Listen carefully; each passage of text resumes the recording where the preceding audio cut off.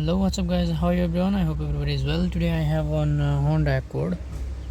So in this car I have a fault P2647, permanent fault, rocker arm oil control system EA bank 1 stack on, circuit high voltage, wire open. Okay, today I will show you location where is the P2647, this rocker arm oil control sensor. Okay, if my video helpful for you, please subscribe my channel and press the bell icon.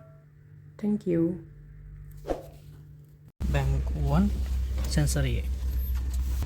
This is the engine component. This is 6-cylinder Honda Accord. Okay, you can see here this is air filter, and in here 3 sensors is there. You can see one wire open. See this green, this is rocker arm oil control sensor bank 1 sensor A. This one green one. Okay, this one. Thank you.